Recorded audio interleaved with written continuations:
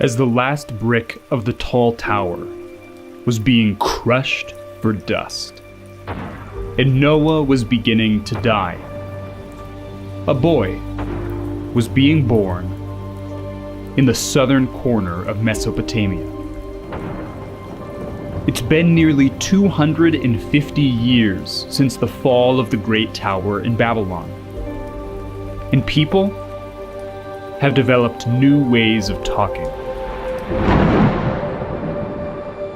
Dark ways. Bitter ways. Where they hear without understanding and speak without moving their mouths. Their new communities have been so impacted by this one event that they have altogether abandoned the God that created them in His image and have traded Him for gods that they have created in their image. They now worship small pieces of stone and wood that have ears but do not hear, and mouths but cannot speak. The people of the world now seek oracles from walking staves, and counsel from the dead. After all, it's easier to worship that which you make, since if the gods are crafted by your own hands, then within you resides the power to choose right from wrong, doesn't it? The scattered people of the world, all choosing for themselves what is right, what is the path to life. But 140 miles southwest of the fallen ruins, in an uninteresting part of the world, a common man, Terah, is having his first child, Abram, meaning exalted father. And it is because of this child that by the end of our tale, everything, including the very namesake of Abram himself, will be changed.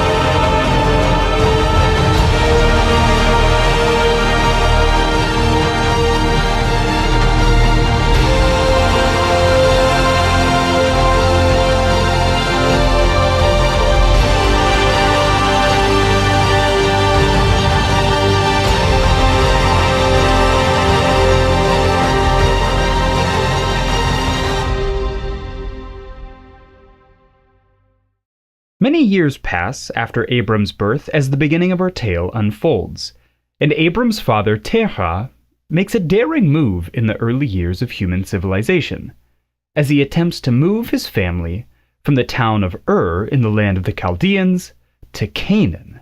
But he ends up stopping and pitching his tent in Haran. But while in Haran, Abram is called to fulfill all that which his father was unable. The Lord said to Abram, "Go from your land, go from your relatives, go from your father's house, to the land that I will show you. I will make you into a great nation. I will bless you. I will make your name great, and you will be a blessing. I will bless those who bless you. I will curse anyone who treats you with contempt, and all the peoples on earth will be blessed through you." Now, as odd as it may sound, ancient Hebrew readers and writers always understood that Abram and his family were pagan polytheists, meaning they worshipped many gods.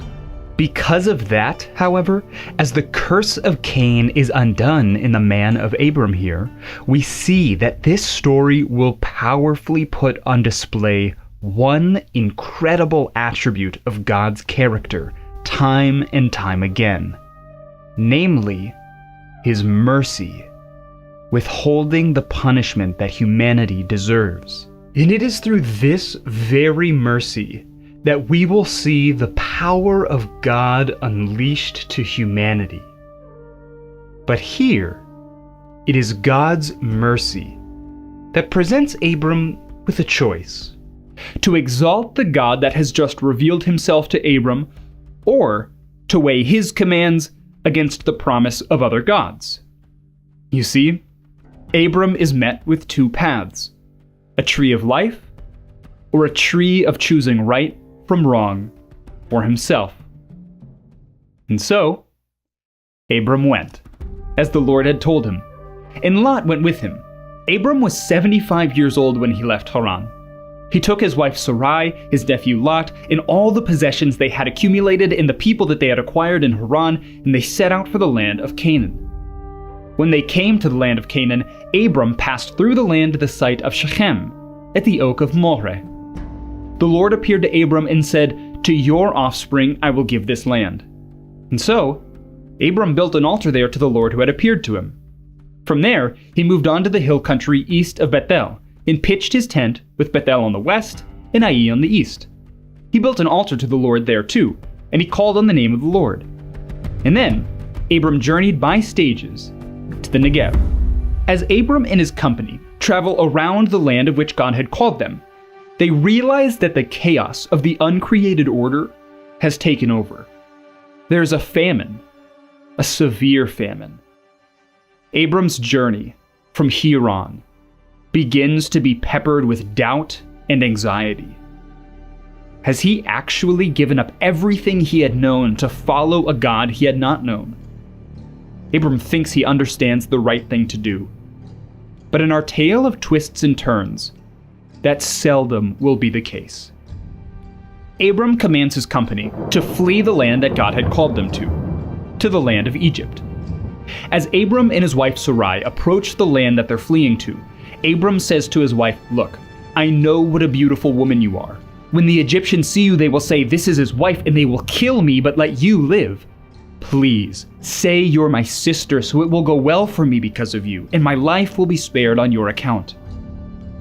Though to Abram this may seem like the right thing to do, Abram's distrust in the God that has protected them is painfully apparent. And when Pharaoh sees Sarai, he is overcome. The Egyptians see her beauty and they seize her, and since Pharaoh thinks Abram is her brother and would more than like to win his favor, he treats Abram like a king. But God is none too pleased. Not only has Pharaoh acted unjustly in his desire to take whomever he pleases like Lamech, but God is determined to see justice brought forth for his people. He strikes the land of Egypt with a series of severe plagues. And when Pharaoh finds out the truth about Sarai, he becomes terrified of the powerful God that has come up against him. He sends Abram and Sarai away with a multitude of possessions. But now, Abram and his family have another problem. They've become so wealthy that they can't all fit in the land. So him and his nephew Lot, they decide that they must separate from each other. Lot takes the plains as far as Zoar in the east, near the cities of Sodom and Gomorrah. Abram, he pitches his tents near the oaks of Mamre in Hebron in the west. And now, all would be well, if it weren't for the depravity of human sin and the corruption of power. Suddenly, a war of mighty kings is stirred upon the face of the earth, like a raging tempest on a mountainside. The key player? Kedorlaomer, king of Elam. He's on a rampage to take over the whole of the land that God had given to the family of Abram. He has recruited, by force or by diplomacy, 3 kings to aid in his mighty conquest. Amraphel, king of Shinar. Arioch, king of Elasar. Tidal, king of Choim. But the Siddim Valley is not so easily conquered. Spurred by the threat of war, the 4 kings are met with 5. Bera, king of Sodom. Birsha, king of Gomorrah. Shaina, king of Admah. Shember, king of Zeboim. And the unnamed king of Bela. The armies advance in the valley of Siddim, but the 5 kings just can't seem to hold off the evil 4 for long. The 4 kings advance into the cities of Sodom and Gomorrah, and that's when it becomes personal. The 4 warring kings bind and capture Abram's nephew Lot. And when Abram hears of this, armed with 318 trained men, the mighty men of Abram's household strike down the 4 warring kings. They pursue them as far as Damascus. Abram nearly single-handedly rescues Lot. His heroic bravery and courage attract the attention of many officials from the area. You see, it is in the Sheva Valley where Abram is met by 2 kings. The first king, Melchizedek.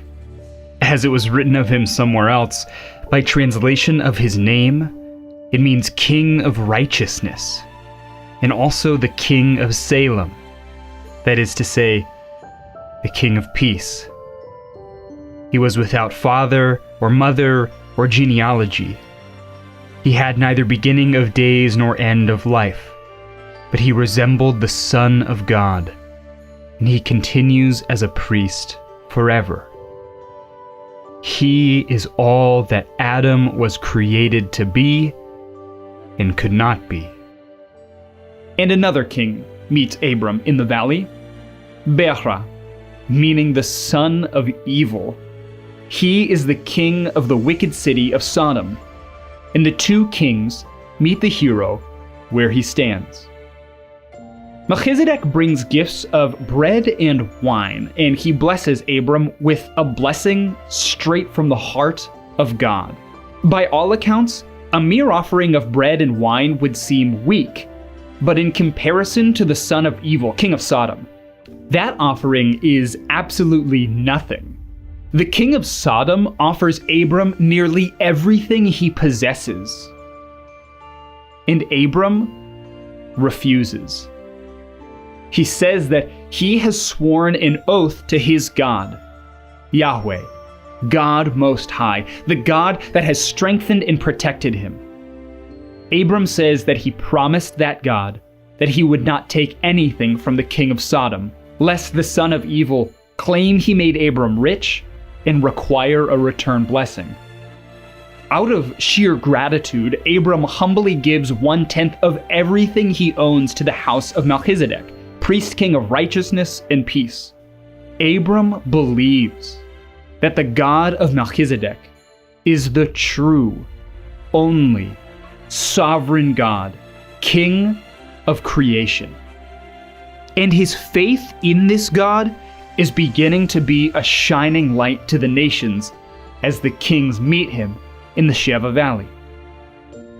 And so, it is no coincidence that after this encounter, God appears to Abram shortly thereafter.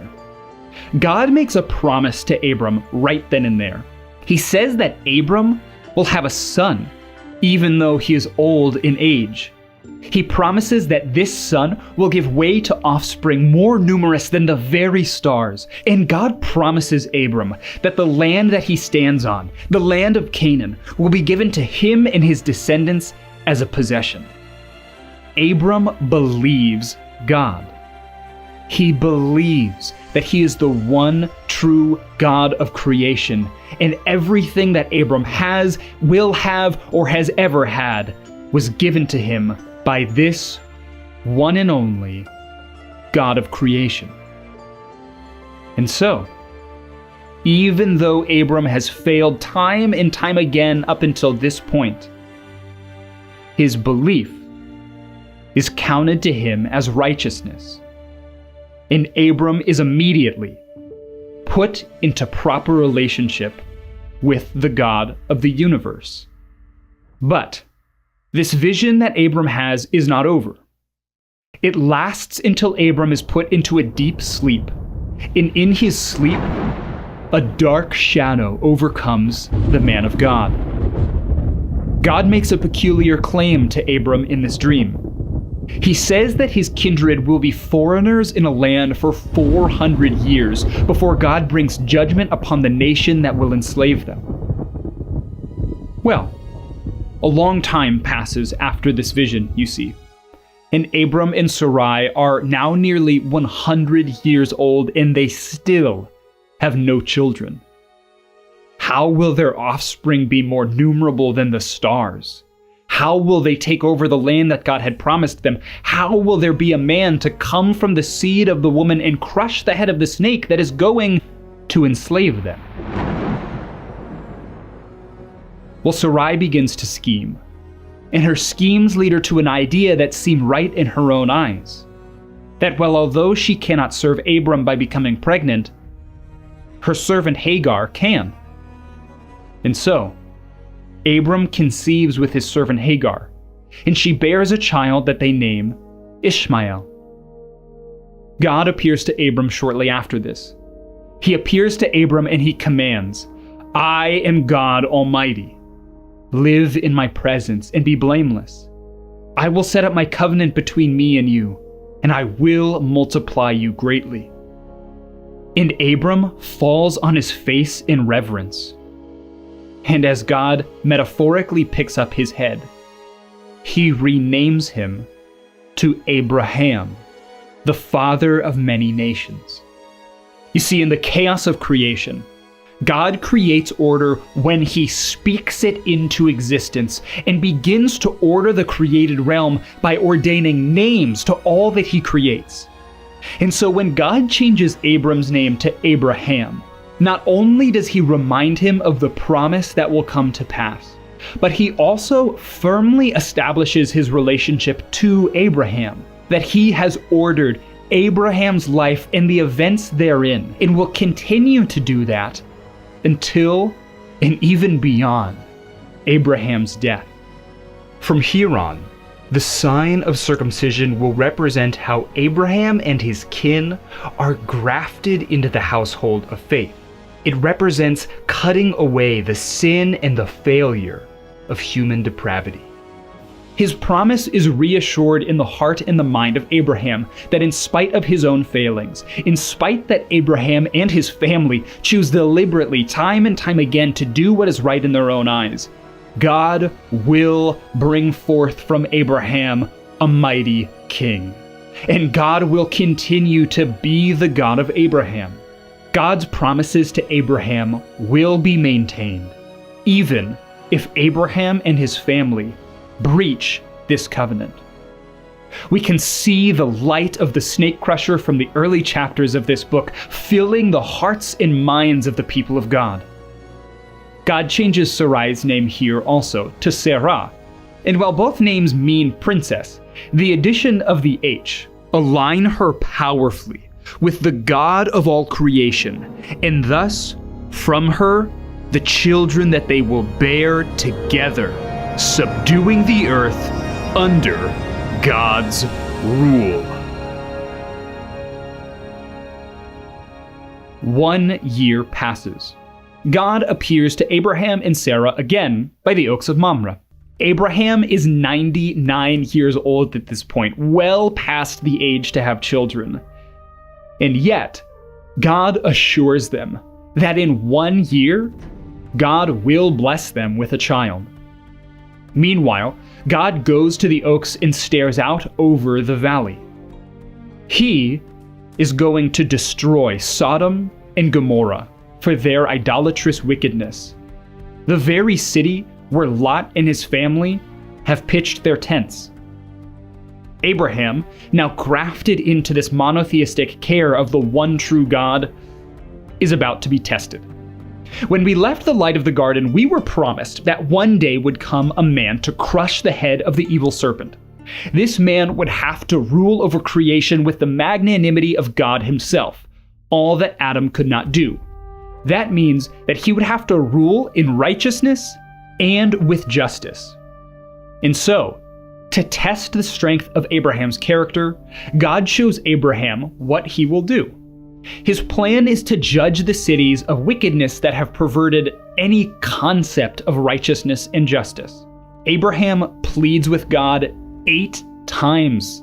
He says if he can find a certain number of righteous people in the city, then God would be unjust to destroy the cities. God thinks the same way. Eventually, Abraham and God agree that if just 10 righteous people, if 10 people align with God's concepts of righteousness, then he will not destroy the city for the sake of the 10. And so, 2 angels go and investigate the city. And when they step into the town square, Lot, Abraham's nephew, sees them and bows low to the ground, recognizing them to be righteous, royal men. He pleads with them that they not stay long in the square, for the men of the city are evil. Reluctantly, the men go with Lot back to his house when suddenly there comes a bang on the door. A crowd of people have gathered outside of Lot's house, seeing that he has brought 2 mysterious men into the house. They demand that Lot bring out the men so that they can commit unspeakable sexual acts towards them. And just as the wicked men are about to breach the door, the angels strike them with blindness and have Lot and his family escape early the next morning. And as the family of Lot is running, a mixture of fire and sulfur pour forth from the sky as the chaos of creation is undone on itself once again. When Abraham sees that the city had been destroyed, and not 10 righteous people were found there, he decides to move his family to the Negev. A reset button. With his new name, a new God, and newfound mercies, they travel back to where they started. But in an almost comic series of parallel events, the king of the land, Abimelech, wants to take Sarah as his wife. But God comes to Abimelech in a dream that night and threatens the mighty king for taking another man's wife. When Abimelech pleads his innocence, the identity of Sarah is then revealed to him, and he too becomes terrified of the man that he has taken to be a prophet. In his rushed fear, he gives Abraham an immense amount of possessions and makes it known that they are welcome to dwell in the land peacefully, all they would like.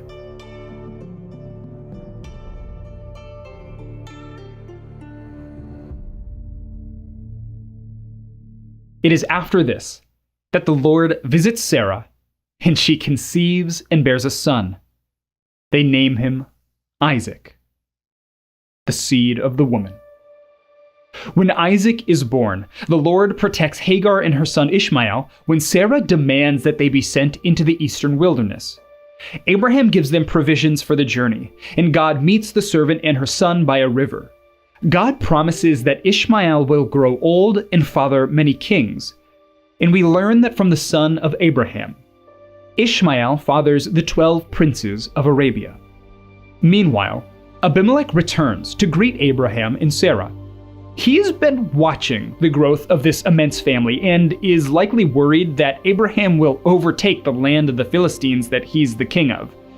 And so, the two set up an agreement to stay clear of each other's way and maintain their amicability in future generations. Because of the peace that had now been brought upon the family, Abraham plants a tamarisk tree and he worships God, claiming him to be the one true, everlasting God of creation. It is after all of these things, time and time again, that Abraham and his wife choose for themselves to know the difference between right and wrong, that Abraham is met with his ultimate test in his trust in God. And as we will learn later in this story, God uses this test to give us a beautiful picture of who he is. God calls out to Abraham.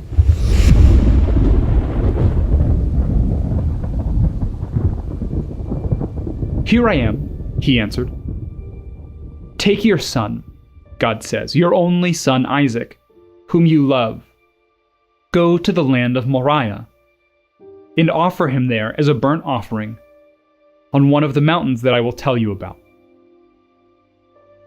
And so, Abraham got up early in the morning. He saddled his donkey and took with him 2 of his young men and his son Isaac. He split wood for a burnt offering and set out to go to the place that God had told him about. On the third day, Abraham looked up and saw the place in the distance. And then Abraham said to the young men, "Stay here with the donkey. The boy and I will go over there to worship, and then we'll come back to you." Abraham took the wood for the burnt offering and laid it on his son Isaac. The hill that Abraham sees in the distance for Isaac will bear many names over the centuries.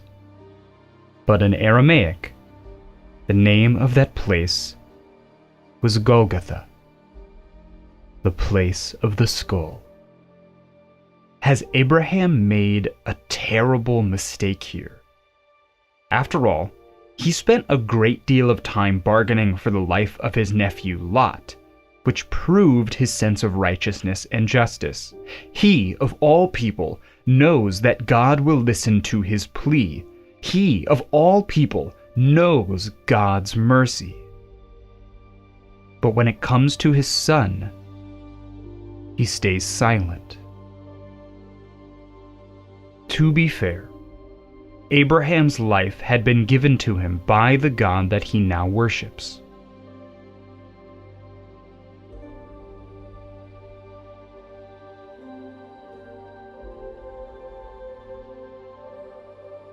Will God's mercy fail? Will God pronounce judgment on Abraham for sacrificing his son, even if that is a failure on Abraham's part? Will God pronounce judgment on Abraham for withholding his son, even if that's a failure on Abraham's part? The question to ask is this: will God's mercy fail for those he calls righteous? As Abraham lays his son, bound on the altar, his hand raises with a sharpened knife.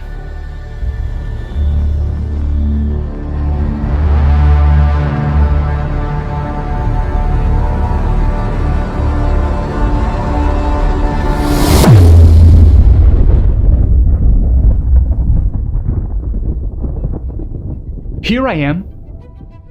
And then he said, "Do not lay your hand on the boy. Don't do anything to him. For now I know that you respect me as a God above all other gods." Abraham looked up, and he saw a ram caught in the thicket by its horns.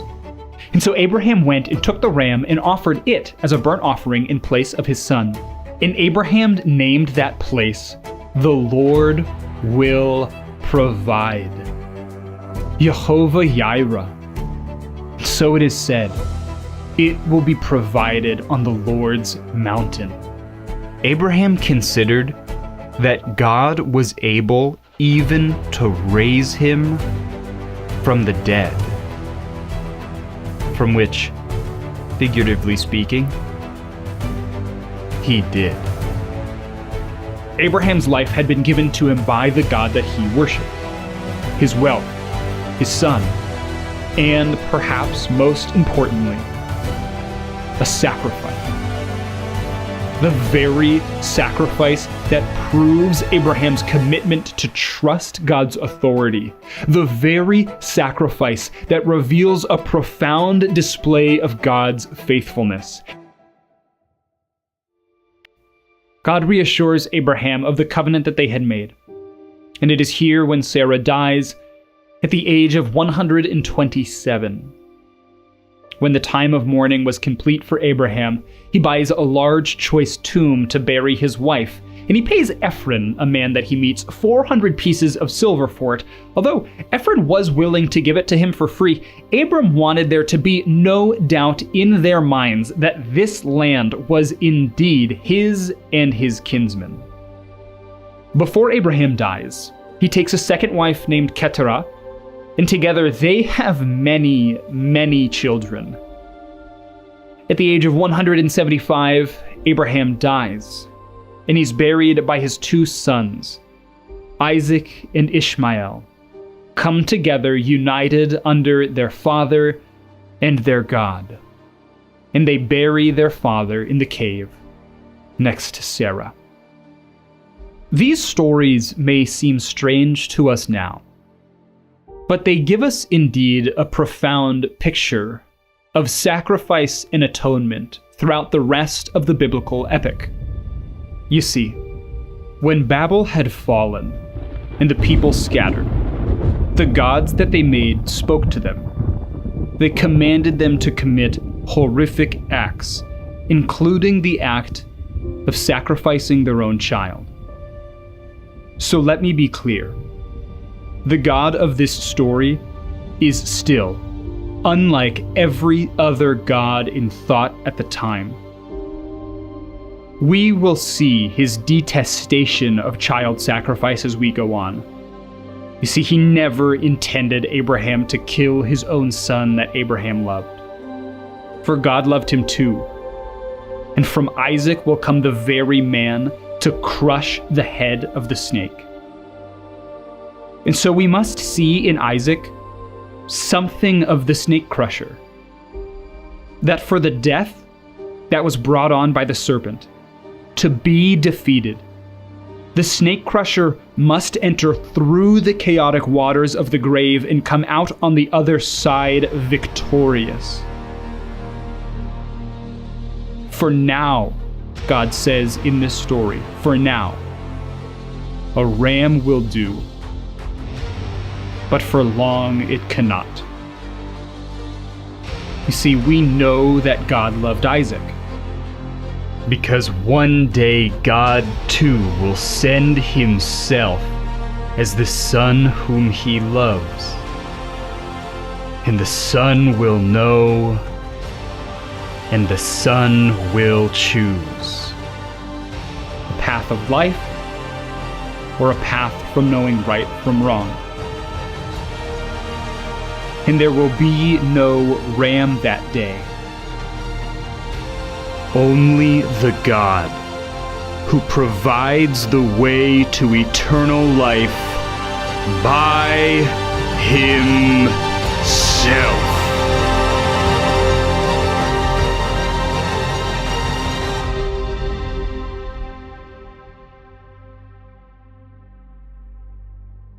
This was Bible Unbound.